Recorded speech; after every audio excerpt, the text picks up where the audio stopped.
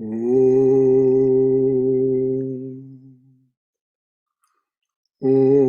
Sahana Bhavatu Sahano Bhunaktu Sahaviryam Karavavahai Tejasvina Vaditamastu Ma Vidvishavahai. Om Shanti Shanti Shanti. Om. May the Divine Being look over us lovingly as a mother and father. May the Divine Being support and nourish us as a mother and father. May we have the strength and skill to study together the art of spirituality. May no misunderstandings arise amongst us. Om, peace, peace. Peace and blessed beneficence be unto us and to all beloved beings everywhere. Well, good evening and namaste, everyone. Welcome to our Tuesday evening reading and discussion of the Gospel of Sri Ramakrishna, as presented to us by Mahendranath Gupta, known by the initial M, when he shows himself or himself speaks in the Gospel, it only says M. So we're still in the introduction, and our beloved reader is Haima Naidu. So before we begin, are there any comments or questions or concerns from last week that, or from any previous reading, that you would like to raise? All right, then if there is nothing, then we'll ask Haima to tell us where we are in the book, and then proceed with the reading. Brother Shankara, I missed 2 Tuesdays. Whoever read, I just wanted to know where they left. Okay. Balaji? Haimaji. Yes. Page 18, it starts with Brahmani, the paragraph before that.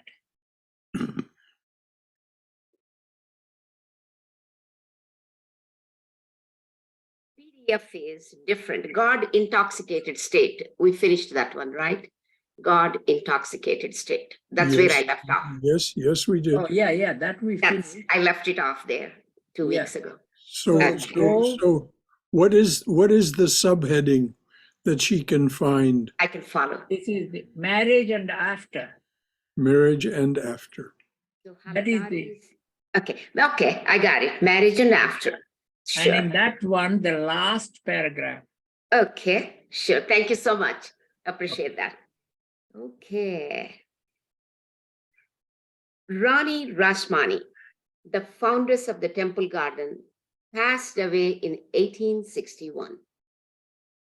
After her death, her son-in-law Madhur became the sole executor of the estate. He placed himself and his resources at the disposal of Sri Ramakrishna and began to look after his physical comfort. Sri Ramakrishna later spoke of him as one of his 5 suppliers of stores appointed by the Divine Mother.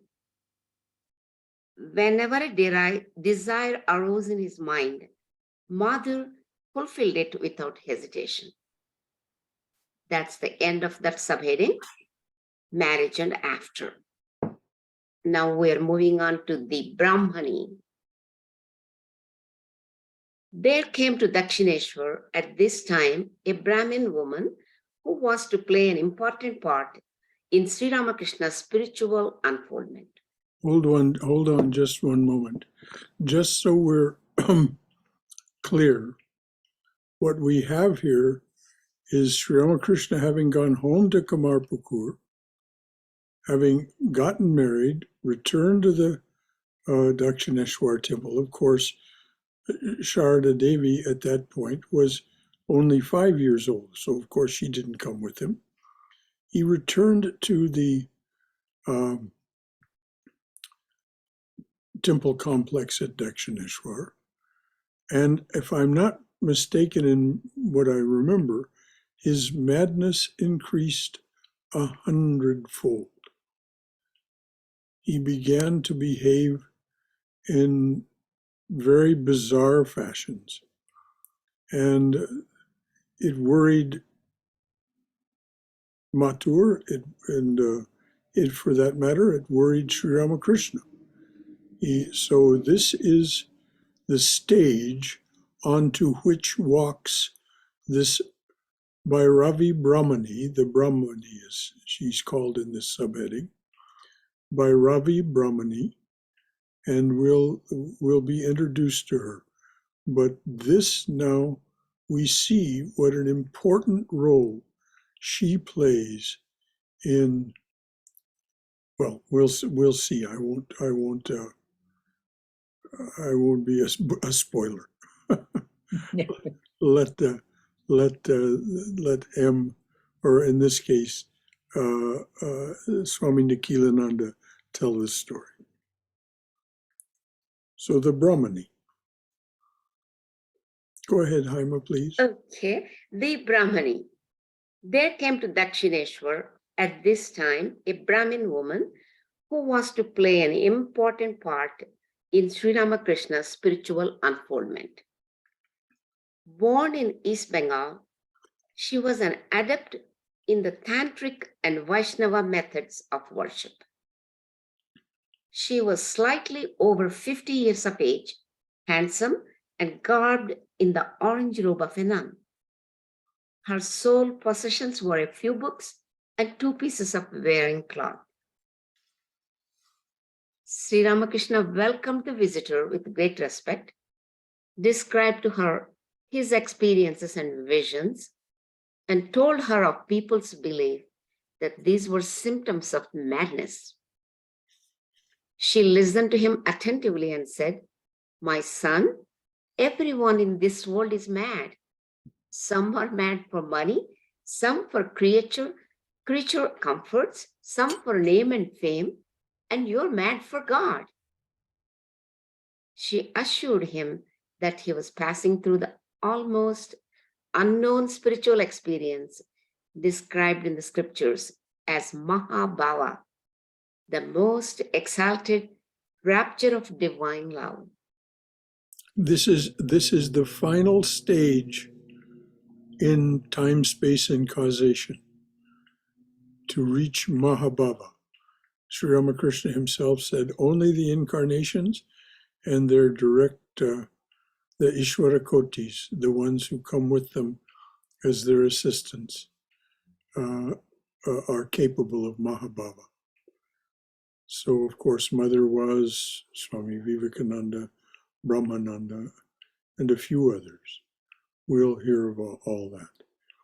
But this state that he's passing through, she recognized, of course, immediately from her knowledge of the scriptures, all of the signs and signals that this was not an ordinary madness, as she said. He was mad for God. But this madness has a name, Mahabhava, the highest Bhava, the highest attitude that one can have in their relationship with the divine as it appears within time, space, and causation. Any comments or questions from anyone about any of that? All right, dear, please read on. She assured him that he was passing through the almost unknown spiritual experience described in the scriptures as Mahabhava, the most exalted rapture of divine love. She told him that this extreme exaltation had been described as manifesting itself through 19 physical symptoms, including the shedding of tears, a tremor of the body, horripilation, perspiration, and a burning sensation. The Bhakti scriptures, she declared, had recorded only two instances of the experience, namely those of Sri Radha and Sri Chaitanya. Very soon, a tender relationship sprang up between Sri Ramakrishna and the Brahmani, she looking upon him as the baby Krishna, and he upon her as mother. Day after day, she watched his ecstasy during the kirtan and meditation, his samadhi, his mad yearning, and she recognized in him a power to transmit spirituality to others. She came to the conclusion that such things were not possible for an ordinary devotee, not even for a highly developed soul. Only an incarnation of God was capable of such spiritual manifestations. So she was the second person to recognize him as an incarnation of God. Mathur Babu recognized him as an incarnation of God, an incarnation of both Shiva and Krishna. He witnessed it. So, though there may have been other people who had some suspicion of it, it's only recorded that Mathur Babu and now the Bhairavi Brahmani came to the conclusion, based on their experience of him, that Sri Ramakrishna was an incarnation of the highest order of the divine being. So please read on, Haima. She proclaimed openly that Sri Ramakrishna, like Sri Chaitanya, was an incarnation of God. When Sri Ramakrishna told Mathur what the Brahmani had said about him, Mathur shook his head in doubt. He was reluctant to accept him as an incarnation of God, an avatar comparable to Rama, Krishna, Buddha, and Chaitanya, though he admitted Sri Ramakrishna's extraordinary spirituality. Furthermore, he had, I meant what I said earlier, he may have been doubtful at the same time, but he had actually seen Sri Ramakrishna walking up and down a particular corridor within the temple complex. And when he would see him walking one way, he would appear as Shiva. When he returned the other direction, he was Krishna. He saw this with his own eyes. So though he was a skeptical person by nature, and so these doubts arose, he had told this to the Rani Rasmani, and he had told it to Sri Ramakrishna, and for that matter, to Sri Ramakrishna's nephew, Sridhar. He had mentioned these things. So anyway, there seemed to be a contradiction between what I said and what's written here. It's simply because Mathur had both his own experience and his doubtful self. Any comments or concerns or questions about any of this? All right, dears. No, Shankaraji. Yes. No, you are correct, but that comes a little later. Oh, you mean his visions of him come a little later? Yes, yes. Oh, well, there then comes my aging memory. I can't keep things. Your memory is wonderful. Well, but my sense of chronology is not. So, all right, I'm glad you made that correction. So that's why Nikhilananda wrote it this way. All right, so well and good. I'm glad we got that sorted out. Whereupon the Brahmani asked Mathur to arrange a conference of scholars who should discuss the matter with her. He agreed to the proposal and the meeting was arranged. It was to be held in the Nat Mandir in front of the Kali temple.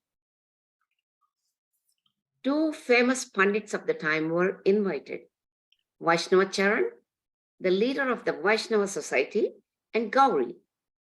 The first to arrive was Vaishnavacharan, with a distinguished company of scholars and devotees. The Brahmani, like a proud mother, proclaimed her view before him and supported it with quotations from the scriptures.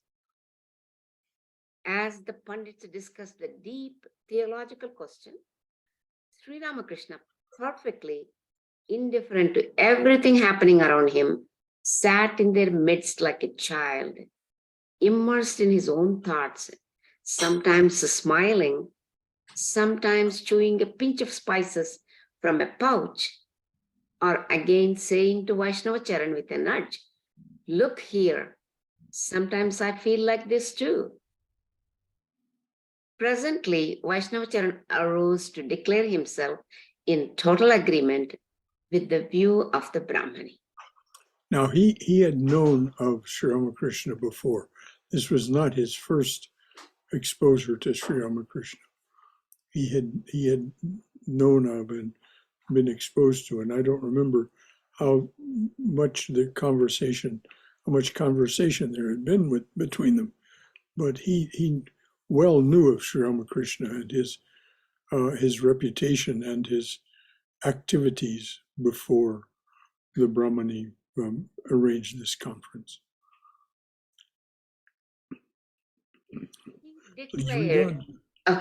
He declared that Sri Ramakrishna had undoubtedly experienced Mahabhava and that this was the certain sign of the rare manifestation of God in a man.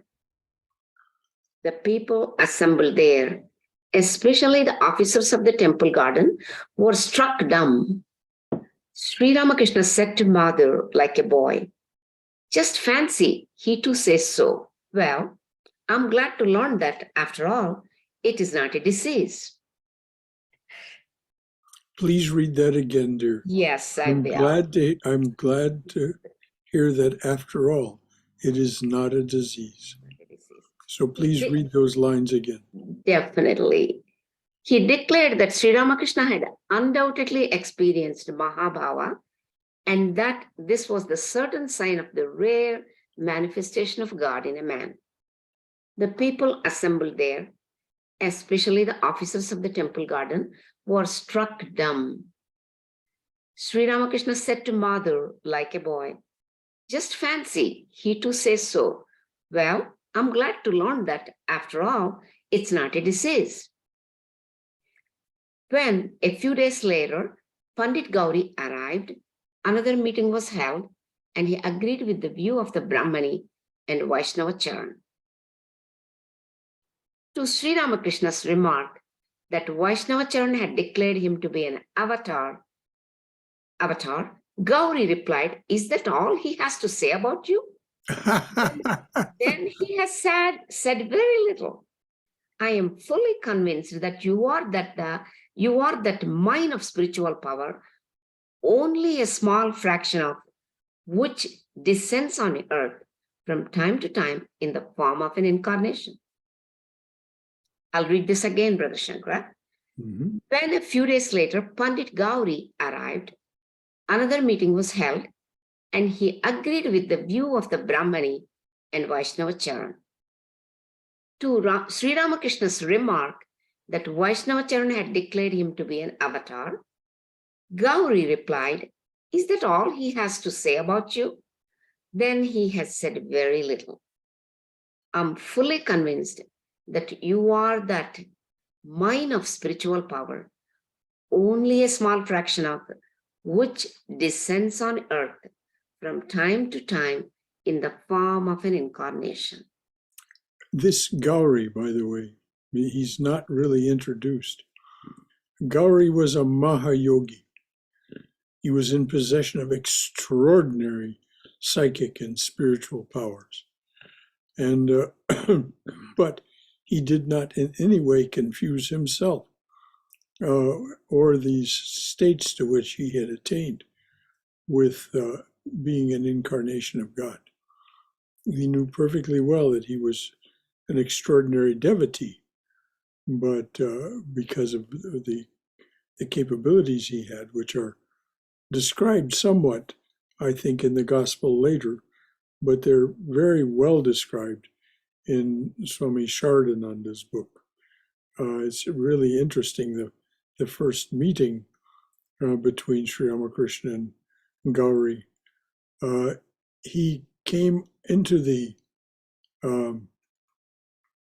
temple garden at Dakshineshwar, and as was his custom, to intimidate those he was encountering so that they would treat him with respect. He roared at this incredible volume. He gave out this great shout at an incredible volume. Sri Ramakrishna, hearing this from his room, shouted louder. Gauri shouted yet louder. Sri Ramakrishna shouted yet louder. And Gauri admitted defeat and bowed down. And so this is their first encounter, at least on the physical plane. Who knows whether they had encountered one another on another more metaphysical plane, which is maybe one of the reasons that Gauri was so easy to convince of Sri Ramakrishna's greatness. Many of the wise were aware that a great incarnation had come to earth, just as we hear the story of the wise men and the Lord Jesus Christ. They knew that an incarnation of great power was coming, and so made the effort to journey to see him. So this is a little bit more about the Gauri story. Any comments or questions or concerns from anyone? All right, dear, please go ahead. Said Sri Ramakrishna with a smile. You seem to have quite outbid Vaishnavacharan in this matter. What have you found in me that makes you entertain such an idea? Gauri said, I feel it in my heart and I have the scriptures on my side. I'm ready to prove it to anyone who challenges me. Well, Sri Ramakrishna said, it is you who say so, but believe me, I know nothing about it. Now, what did Sri Ramakrishna mean by I know nothing about it? He meant that as a personality, he was a simple village Brahmin priest from Kamarpukur who had not formally studied any scriptures, had not made any effort to learn what was in any of the formal traditions of the Sanatana Dharma, the 6 schools, but the Divine Mother had told him everything like a child. So this is how he saw himself. He saw himself as a child, a servant, and would often call himself without any false modesty. He would say, I am a fool. By that he meant he was unlettered. It isn't that he didn't know how to read and write. Some people confuse this remark that he didn't know how to read and write. He did know how to read and write. But he was not in any way schooled. If you remember, we heard earlier in his relationship with his brother Ramkumar wanted him to study the scriptures, and Sri Ramakrishna said, I don't want a bread-winning education. I want only to know that which by all else is known, which of course is the highest realization of the divine presence that then, as he amply says time and again, that will tell you everything, which is not an unfamiliar refrain from the incarnations. Anything else from anyone about any of this? All right, dears, please go ahead. Well, Sri Ramakrishna said, "It is you who say so, but believe me, I know nothing about it." Thus, the insane priest was, by verdict of the great scholars of the day, proclaimed a divine incarnation. His visions were not the result of an overheated brain. Yeah. They had precedent in spiritual history. And how did the proclamation affect Sri Ramakrishna himself? He remained the simple child of the mother that he had been since the first day of his life. Years later, when two of his householder disciples openly spoke of him as the divine incarnation, and the matter was reported to him, he said with a touch of sarcasm, "Do they think they will enhance my glory that way? One of them is an actor on the stage and the other a physician. What do they know about incarnations?" Why, years ago, pundits like Gauri and Vaishnavacharan declared me to be an avatar. They were great scholars and knew what they said, but that did not make any change in my mind. Sri Ramakrishna was a learner all his life. He often used to quote a proverb to his disciples: "Friend, the more I live, the more I learn." When the excitement created by the Brahmanis declaration was over, he set himself to the task of practicing spiritual disciplines according to the traditional methods laid down in the Tantra and Vaishnava scriptures. Now, this is a summary statement covering quite a bit of territory. The Brahmani taught him, was his guru in Tantra and Vaishnava spiritual practices for 5 years. Sri Ramakrishna did all 64 of the tantric spiritual practices. If any one of us were to start out to do this tantric spiritual practices, and we managed to master 2 or 3, that would be a great achievement indeed. Sri Ramakrishna mastered them all within a 5-year period. But even Sri Ramakrishna, as he said, "I am always learning." Even Sri Ramakrishna, it took him 5 years. 5 of the 12 years of his spiritual journey, his sadhana, were spent with the Bhairavi Brahmani in this pursuit. And it was a very, very organized and thorough pursuit of these. And what does this achieve? It achieves the Tantra, achievement of the goal of Tantra, gives you complete command of the waking, the dreaming, and the dreamless state. That is to say, the waking awareness, the yoga nidra or dream sleep of the second world, which is our active subconscious, and then the mastery even of the so-called unconscious or latent subconscious mind. All 3 aspects of the ability of a human being to be aware were mastered by Sri Ramakrishna. And so this is one of the sources of the spiritual treasure box that you hear me speak of from time to time. Sri Ramakrishna did not do those austerities for himself. He did them for us so that he can share them with us. I won't go into the text now, but if you want to know what I mean, simply read Swami Vivekananda's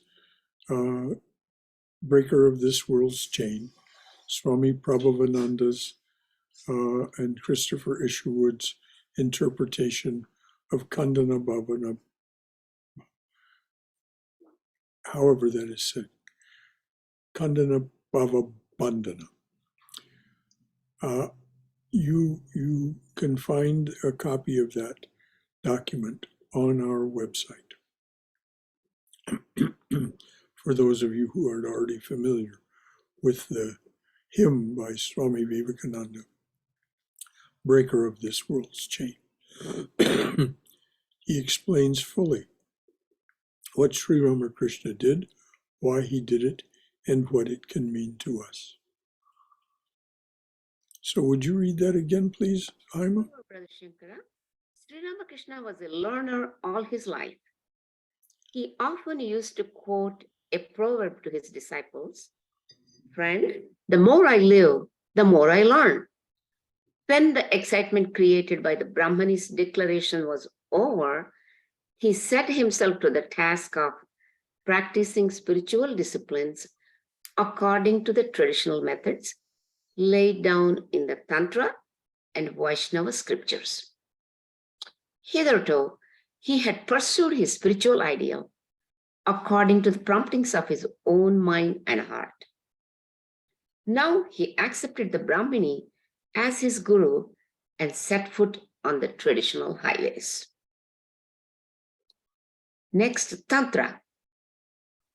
According to the Tantra, the ultimate reality is Chit, or consciousness, which is identical with Sat, or being, and with Ananda, or bliss. This ultimate reality, Sat Chit Ananda, existence, knowledge, bliss, absolute, is identical with the reality preached in the Vedas. And man is identical with this reality. But under the influence of Maya, or illusion, he has forgotten his true nature. He takes to be real a merely apparent world of subject and object, and this error is the cause of his bondage and suffering. The goal of spiritual discipline is the rediscovery of his true identity with the divine reality. Okay, before we go on, are there any comments, concerns, or questions about that? Then I'm going to ask Haima to read it again. I will, definitely, Brother Shankara. But let's first see if there's anything anyone wants to say about these ideas. The fact that you are that divine being without qualification, no ifs, ands, or buts, that's who you are. But you have forgotten that identity due to the influence, quite deliberate influence, of Maya. And the exercise of the three gunas on all the mental impressions that are in our mind, our waking awareness, our active subconscious, and our latent subconscious. Each of these is inflected by the gunas and produces all of this apparent reality. So anything from anyone about any of that?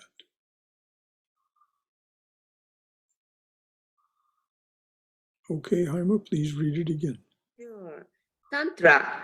According to the Tantra, the ultimate reality is Chit, or consciousness, which is identical with Sat, or being, and with the Ananda, or bliss. This ultimate reality, Sat Chidananda, existence, knowledge, bliss absolute, is identical with the reality preached in the Vedas. And man is identical with this reality, but under the influence of Maya, or illusion, he has forgotten his true nature. He takes to be real a merely apparent world of subject and object, and this error is the cause of his bondage and suffering. The goal of spiritual discipline is the discovery of his true identity with the divine reality. So once again, the invitation, is there anything that anyone would like to contribute from their own wisdom or experience, or any concern or question that this raises for you?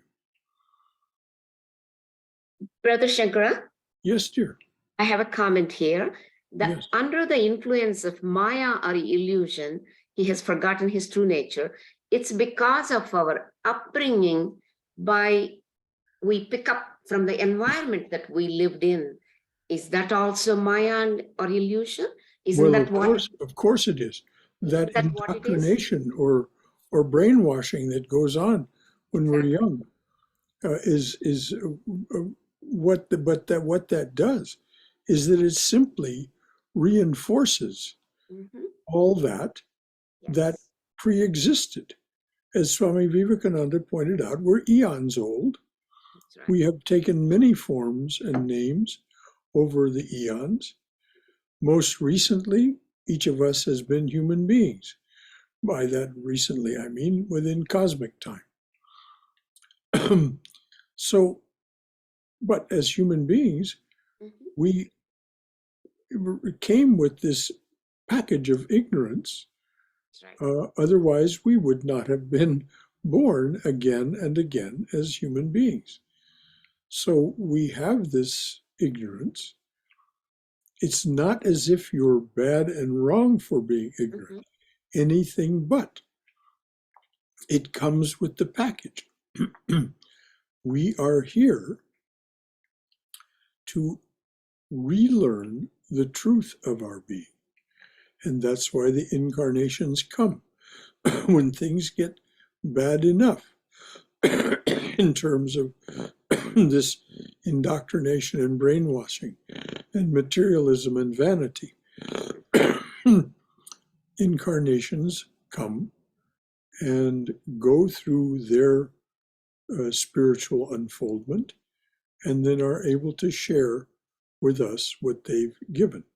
As Sri Ramakrishna said of Sri Chaitanya, the reason he manifested as a monk wearing garwa was so that people would look at him. Even one glance at him, Sri Ramakrishna said, even one glance at him or any glance from him toward this person, their liberation was assured. Now, of course, that has great resonance with our relationship with Sri Ramakrishna, because he is present even in the pictures of him. Holy Mother is absolutely emphatic and unqualified about this. He is fully present in that shrine pose picture and all the other pictures of him that we have. And she said, "You have no idea how fortunate you are. This is the only incarnation in which there are actual photographs of," and that's because she brought that about. She, Saraswati, brought photography about. And so she created this. So we have this ability to gain liberation by our relationship with Sri Ramakrishna.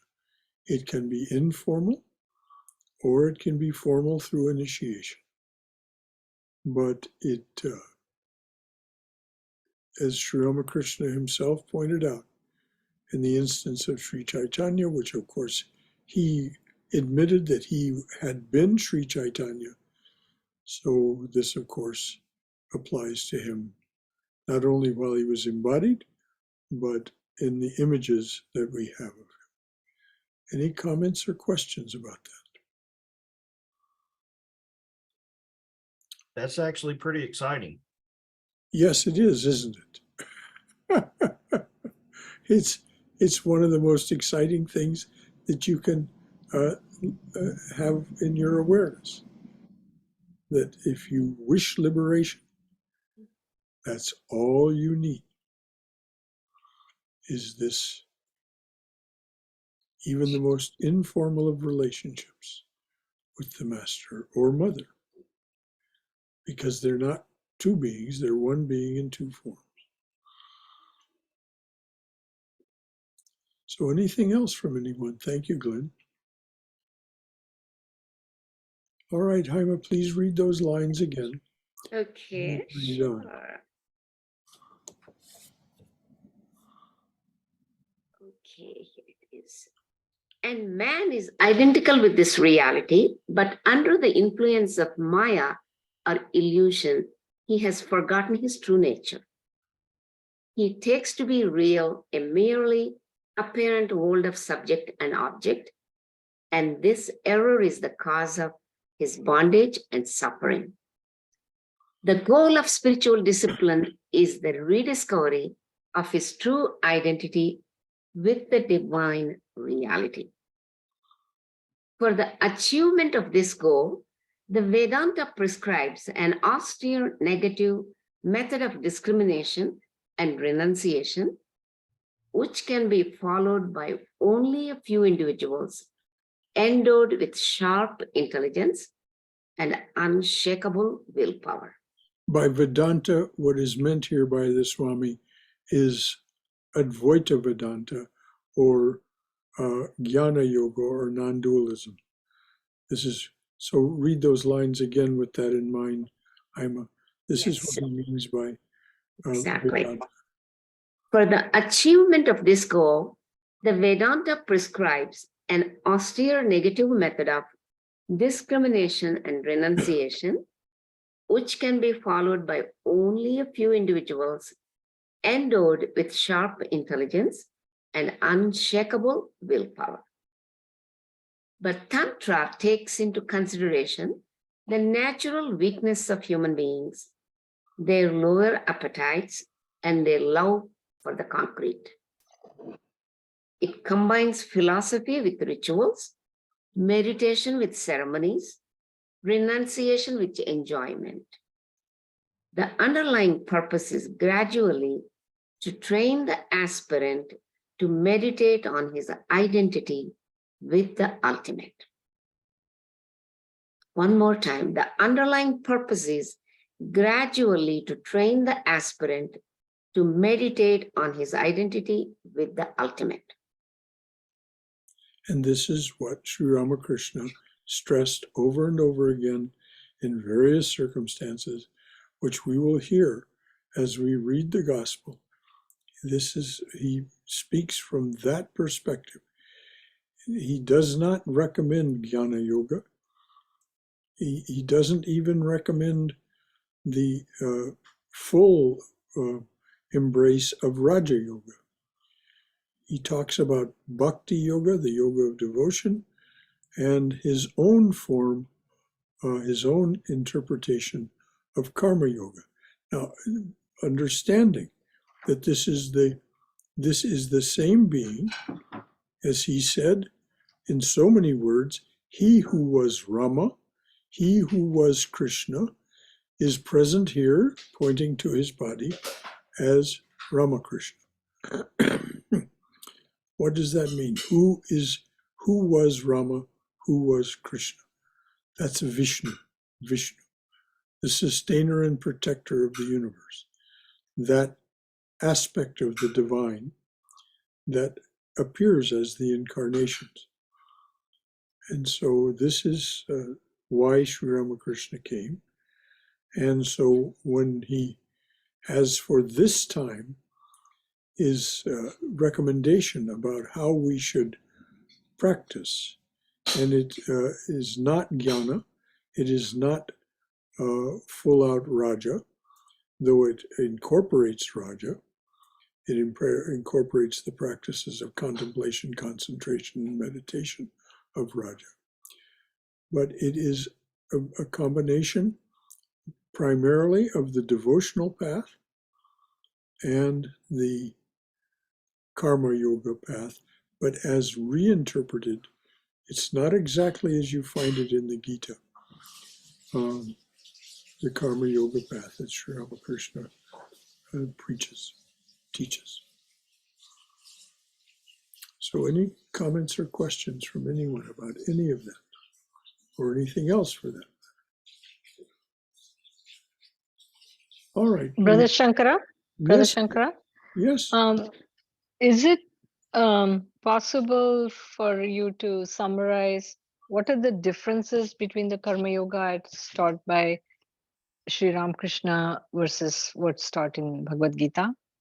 Oh dear, that would take a If long that's too time. much? Okay. It would suffice it to say that Sri Krishna's teachings to Arjuna in the Bhagavad Gita are primarily the practice of karma yoga. And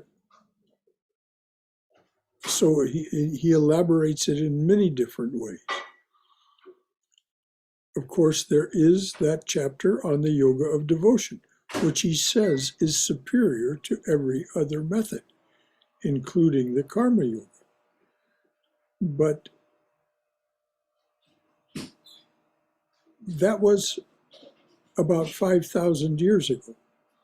Sri Ramakrishna taught in the late 1880s, primarily. I mean, the mid 1880s. That was his main period of teaching for about 5 or 6 years during that period. As we'll see, and this is what the story that's told in the gospel. So we'll hear what he says. And you will be able to hear for yourself as we go on. I don't think there's any need to do a comparison and contrast of Sri Ramakrishna's Karma Yoga. Suffice it to say that it is a more natural rather than practiced way of being. It's a way of being with other human beings that relates to their divine presence and serves them in that way. And the summary is what he said when he said, and this was revolutionary according to Swami Vivekananda, serve Jiva as Shiva. Serve the divine being in each individual breathing thing. Jiva, of course, means that which breathes. It didn't mean just human beings, although, of course, it's primarily human beings. Serve Jiva as Shiva. So that's his kind of summary of his karma yoga. Does that make sense? Thank you. Yes, absolutely. Thank you. Anything else from anyone? All right, dear, please read those lines again and then read on. Sure. For the achievement of this goal, the Vedanta prescribes an austere negative method of discrimination and renunciation, which can be followed by only a few individuals endowed with sharp intelligence and unshakable willpower. But Tantra takes into consideration the natural weakness of human beings, their lower appetites, and their love for the concrete. It combines philosophy with rituals, meditation with ceremonies, renunciation with enjoyment. The underlying purpose is gradually to train the aspirant to meditate on his identity with the ultimate. The average man wishes to enjoy the material objects of the world. Tantra bids him enjoy these, but at the same time, discover in them the presence of God. Mystical rites are prescribed by which slowly the sense objects become spiritualized and sense attraction is transformed into a love of God. This is said by Swami Prabhavananda as give everything in life a Godward turn. And by Swami Sridharananda, the great teacher that you've heard me mention from time to time, he can be found at the Sydney, Australia Vedanta Society, Swami Sridharananda, and his summary statement is, divinize your life. See everything within your life, your experience and your activities, see it as the actions and reality of the divine, nothing less. And if this is practiced, these are bhaktas' ways of doing things. These men are both bhaktas, great bhaktas, realized souls because of their bhakti. This is a bhakta's practice. Give everything in your life a Godward turn, or from Swami Sridharananda, divinize your life. And of course, this is a moment-to-moment recollection of that truth and that reality. When we practice and practice and practice, those moments come more and more fully and closer together. And so ultimately, we pass through that barrier and we achieve Savikalpa Samadhi, which is the realization that everything, without exception, is the divine presence.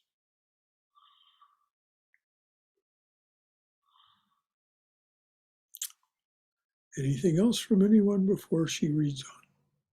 I just remembered something. Yes, dear. Swami Ashokananda from San Francisco Center, in one of the lectures, he says, this divinizing the every action, he says to the parents, even if you punish your children for anything, all you have to do in your mind is, Bhagavan, forgive me for punishing you. Well, you see, he was constantly emphasizing the psychological aspects of being a human being. And so he was saying, if you are as a parent and you have to discipline your child, how shall you think about this? What is the psychology of this? And repeat, please, what you just said, Bala. This is very, very important. Yeah, this is what in one of his lectures, that's what he said, that to the parents, even if you have to discipline your children and do something with them, always think, forgive me, Bhagavan, for, disciplining you. Yes, it is only the divine being as your child, as your cat, as your parrot. Holy Mother had a parrot and a cat. She saw them both as the divine being.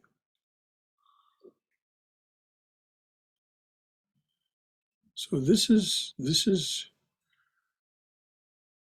so we're slowly getting drawn into this idea that the only reality is divinity itself. And that the more we can emphasize that, it's not a negative path. It's an embrace. It is a positive path. Instead of saying neti, neti, not this, not that, you say asi, asi, yes, this, yes, this. It's a much easier path. And it is very appropriate for this time in this dying embers of the Kali Yuga. It's still a very hot fire, these dying embers. But nevertheless, that's what it is. It is the dying embers of the Kali Yuga. And in that frame of reference, Sri Ramakrishna says, the best way is the Bhakta's way, Bhakti Yoga. We'll talk more about that as the book unfolds. And he will talk about that in great detail and elaborate it in such a way that it's absolutely unmistakable. Anything else from anyone before Haima reads on? Brother Shankara, Yes, dear. Based on my experience, taking care of a grandchild, sometimes I feel like grandparenthood is a gift given by God to practice bhakti yoga. When we are raising our own children, we are younger, there are other responsibilities, and it's hard to like pay attention. But now I feel like I mean, truly, I um, see the I don't know, the love, the innocence, uh, everything about the baby is so pure. And it's easy to practice bhakti yoga by thinking of the baby as personified God, because it's so pure. Yes, exactly. And this grandparenthood, if you don't have these attitudes and practices that you talked about, grandparenthood can become another distraction and trap. It can get you to where you don't really concern yourself with anything else but the child and its welfare. All that's very good. But when you see it in a spiritual context, when you see that you are serving this jiva as Shiva or as mother, when you see it that way and continually emphasize that to yourself and your mind, slowly and slowly, the whole relationship transforms. And I can tell you by the relationship I had with my mother's mother when I was 2 and 3 years old, that it is absolutely transformative when you're dealing with someone who relates to you in that way. Anybody who wants to know what I'm talking about, I'll be glad to tell you personally. I don't like to tell so much the details of my personal life in these public settings. But suffice it to say that I can tell you something truly remarkable about my grandmother, Una Moore, if you want to pursue it with me personally. Anything else from anyone? All right. It's 8:28. I think we'd better leave it at that for this evening. Sure, Brother Shankara. Any final comment, concern, or question? Any observation that you have to make about anything that we've read or said? Please know that that's what this is for you to participate if you wish. And of course, you are participating, whether you say anything or not. But, and that's the great joy of this. All right, dears. As I said, Glenn, stick around afterwards. I won't turn it off until we've had our conversation. So, Om Hari Om. Om Asato Ma Satkamaya. Tamaso Ma Jyotirgamaya. Mrityorma Amritangamaya. Abir Moiti. O dearly beloved Lord, lead us from this realm of endless noise and relentless deception to thine abode of silence, serenity, clarity, and peace. Lead us from darkness to light. Lead us from darkness and ignorance to the brilliance of thy wisdom and love. Lead us from darkness and ignorance to the brilliance of thy wisdom and love, lead us from death to immortality. Light us through and through, light us through and through, with thy everlasting shining presence.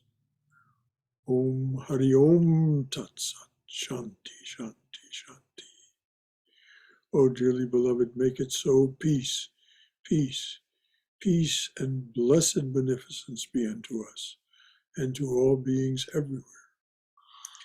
Jai Shri Guru Maharaj Ji Ki Jai. Durga, Durga, Durga. May we be safe, may we be healthy, may we be cheerful, may we have peace of mind, and may we know we are always in the loving and protective embrace of the Divine Being as our Mother and Father.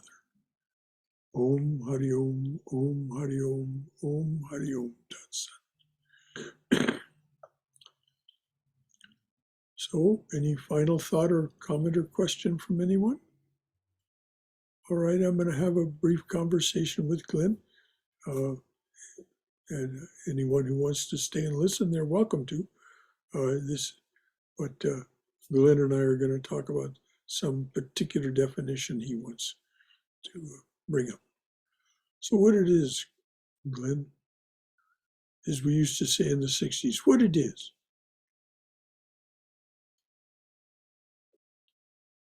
Are you there? Can't hear you. Glenn? Sorry, I had it muted. But anyway, this is in the appendix, the first appendix in the Bhagavad Gita, and it's in the cosmology part, and it lists the 5 Tanmatras, and it says the essence of sound, touch, and it's got a comma, aspect, comma, taste, and smell. But no one ever asked or no one defined what aspect is. So read them again. Okay, the 5 Tanmatras. The essence of sound, touch, aspect, taste, and smell. Well, aspect means vision. Oh, okay.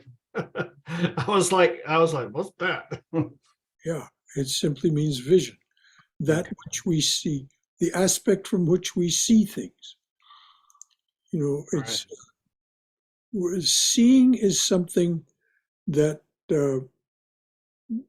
it's our only sense that really works for human beings at a great distance, as long as we're in our normal frame of mind. We can see a great distance. Human beings don't smell a great distance. They don't feel a great distance. They don't smell a great distance. Can't touch a great distance. They don't touch a great distance. So, but aspect, that's why it's translated as aspect rather than vision. And so, you know, other animals have remarkable, a Basenji dog, for example, has 100 times better vision than we do. And yeah, like a fish has like thousands of times better smell. Yeah. A snake can sense heat with his tongue from a day ago. Yeah. You know. Oh, yes. And this is why sidewinder snakes can actually pursue you. They have little receptors above their eyes that are reading they don't have to even stick out their tongue. This sidewinder has little receptors above their eyes that read the infrared. And so I don't know if you've ever had the opportunity to be pursued by a sidewinder. I have not. But it is, not that I know of. It is a spooky experience. Mm. I wasn't ever struck by one. Well, that's a good thing. But they're pretty one of the most deadly ones out there, aren't they? They are a very venomous snake, yeah. But they're, you know, in the Joshua Tree now National Park, it was a national monument when we used to visit there in the 60s and the 70s, I guess, early 70s. There were sidewinders. And desert sidewinders. So I got another question out of left field. Yes, sir. And I know maybe a partial answer to this, but why does no one say I love you or that they love you? Well, because most people are shy. I didn't know if it was a faux pas or if it was, No, you're identifying as the person and not as the Atman, or I didn't know what kind of logic people had. well,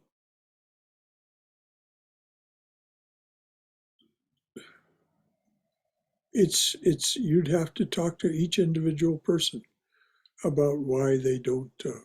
Yeah, I was wondering if it was a faux pas in Vedanta or something. And I was Well- thinking, well, maybe it's like, there's mountains, then there's no mountains, and there's mountains again, and people just aren't to where there's mountains again. Or Well, it doesn't have. Sri Ramakrishna talks about loving people all the time. Holy Mother, it was the very foundation of her being, was her love. Even, she said, even for an ant, not to mention a human being. And Sri Ramakrishna, spoke of his love for humanity and for individual human beings. As the great saint and poet Hafiz says, all of us want love.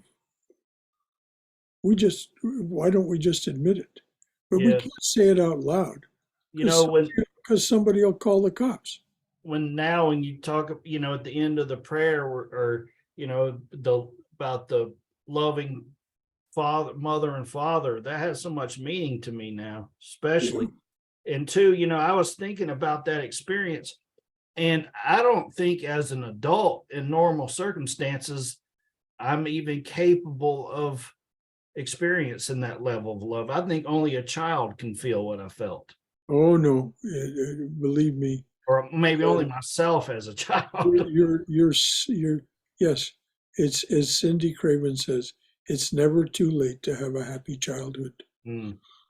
And we can experience that love. We can even experience what we didn't experience as love when we were children.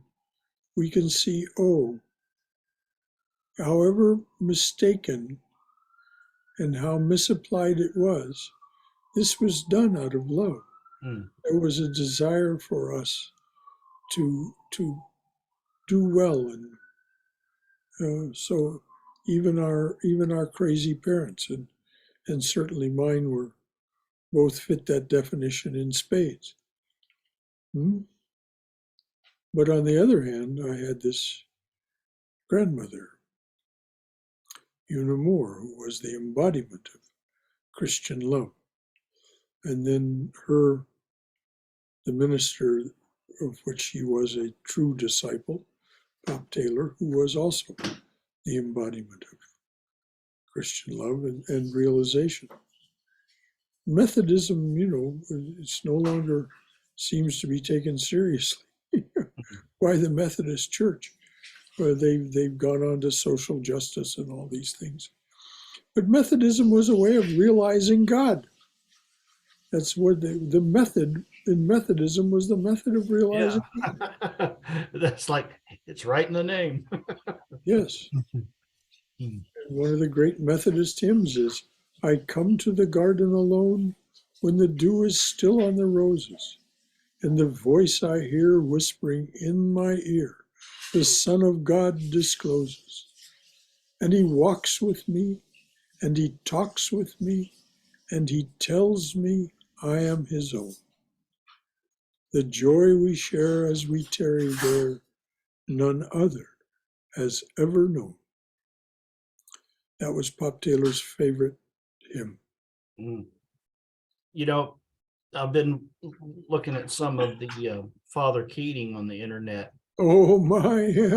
And it's like, I've never really been exposed to Catholicism much, and honestly, I didn't think as far as my experience in Protestant type Christianity that I've been exposed to, I've never heard or met anybody that got it.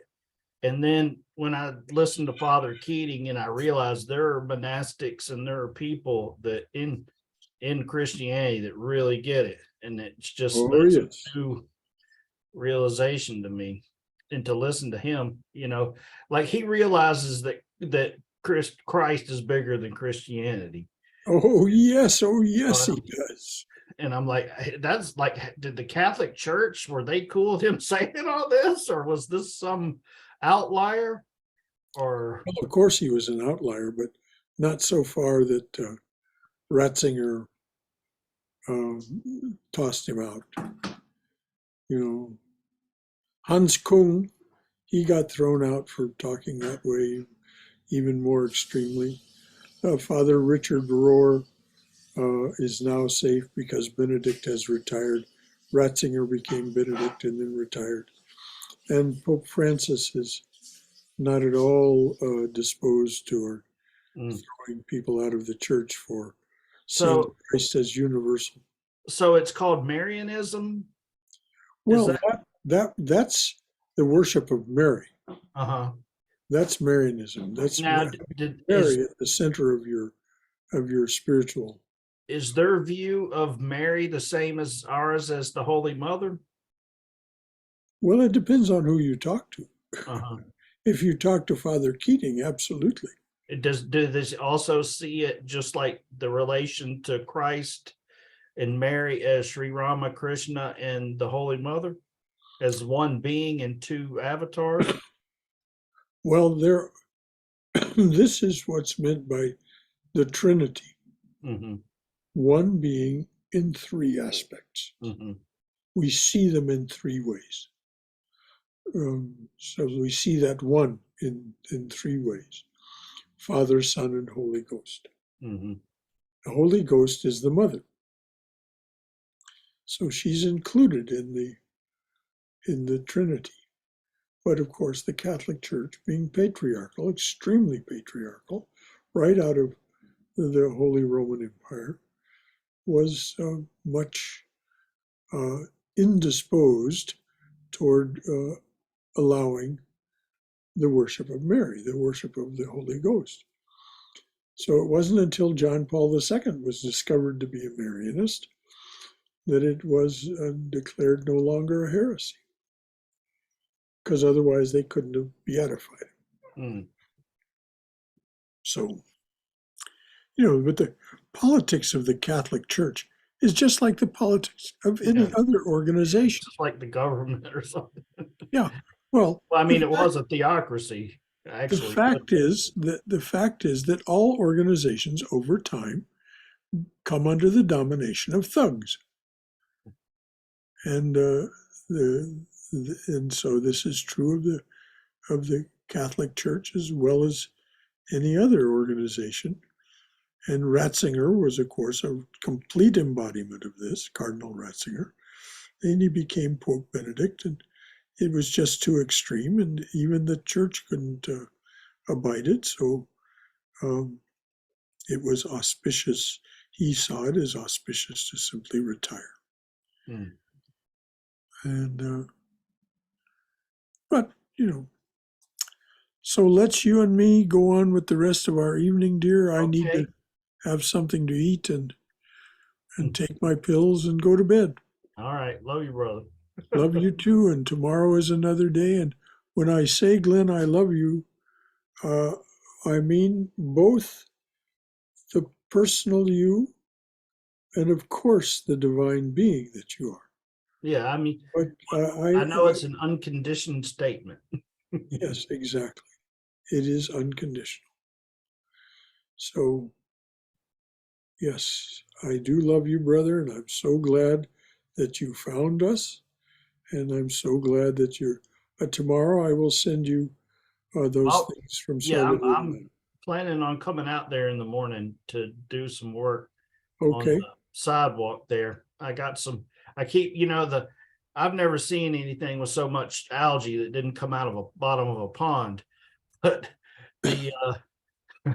but that's quite a job getting that side. Well, actually, people have pressure washed it any number of times, and Well, it pressure washes off very nicely. yeah. So if you rent a pressure washer, Well, I actually bought one, so oh, good. I will be there tomorrow with it. Well, then that will work very well, and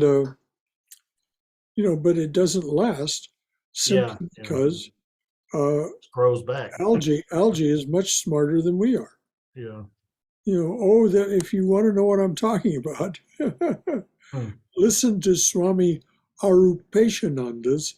I just go on the Vedanta Society of Southern California, their YouTube channel, and put in the title Blob, B-L-O-B, Blob Yoga. Well, And you'll have hear you a seen talk by Swami Arupeshananda. have It'll you just seen knock those your socks off. experiments with slime mold Yeah. where they redesign the subways in more efficient means than we can? Well, this is you'll see what his Yeah. talk on Blob Yoga is. Okay. But But I think that's interesting that creatures without brains and from an evolutionary standpoint, brains are a relatively new thing. Well, the thing is, as Pim van Lommel points out in his book Consciousness Beyond Life, consciousness exists. Consciousness is. It particularizes itself in human beings in a very special way, but it exists and informs the activities of everything. Mhm. This is why it says, Sri Ramakrishna says, and it's said over and over, God alone is the doer. Consciousness alone is the doer. Yeah. And so they're busy trying to figure out consciousness and the hard question of consciousness, and it's really not that hard. No, Pim van Lommel. That again is a book I highly recommend for any spiritual aspirant. Pim van Lommel's book, Consciousness Beyond Life. Yeah. Actually, I saw an interview with him, but he didn't really go in depth in the book. But right now, I'm so got my hands full trying to get caught up with the class in the Gita and Oh well, don't worry about it, Clint. It's just I have lots of recommendations. yeah, I know. But right now, my focus is on the Gita, Gospel of Sri Ramakrishna, and the How to Know God. So Yes, good. I'm glad that that's your focus. and And I I'm going to sign off now. okay, I'll see you tomorrow, brother. All right. About what time do you think you'll be here? Probably 10, 11-ish. Okay, that's excellent. Okay. Bye. All right, see you. Good night, brother. Good night.